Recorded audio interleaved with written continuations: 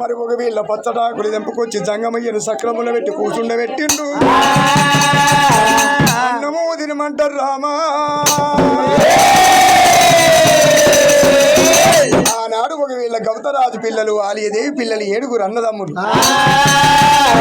అయ్యా జంగమయ్య వంట వండినము, మరి వంట పానకం చేసినము, ఆకలి ఉన్న కడుపు పెద్ద పానమయ్యింది. అన్నము తినమంటారు రామా.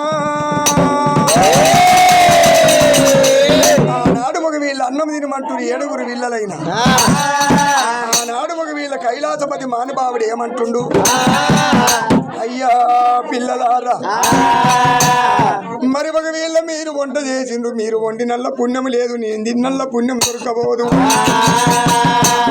మీరు 7 అన్నదమ్ములు ఉన్నారు, ఒకవేళ నాతోడు 8 మంది ఉన్నారు. 8 మంది ఒకవేళ 8 ఆకులు తెంపుకొస్తే తలా బుక్కలు అన్నం తిందామన్నారు. 7 పిల్లల ఒకవేళ మాతవు దగ్గర కూర్చుండబెట్టుకున్నాడు. అన్నమ్ము పెట్టబట్టే జంగమయ్యా, అన్నమ్ము పెట్టబట్టే జంగమయ్యా, 7 పిల్లలను రామరామ దగ్గర కూర్చుండబెట్టి జంగమయ్యా, అన్నవల్ల దీనబట్టే రామరామ, కలదీవ గడ్డ మీద జంగమయ్యా, సముద్రాల ఒడ్డు కమ్మ రామరామ, వన్నంబు దీనబట్టే రామరామ, పిల్లలు పిల్లలు రామా.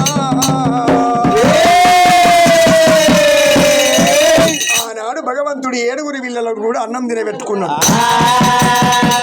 మరి ఒక వీళ్ళ 7 అన్నం తిన్నాక 7 అన్నం తిన్నాక ఒక వీళ్ళ భగవంతుడు ఏమి చెబుతున్నాడు, ఆ 7 పిల్లలు అన్నం తిన్నాక పరమాత్ముడు వాళ్ళకి ఏమి చెప్తుండు,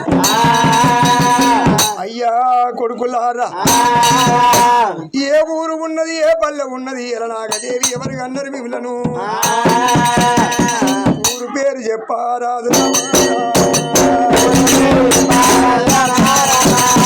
పల్లె పేరు చెప్పారాదు రామారామ, పట్టం పేరు చెప్పారాదు రామారామ,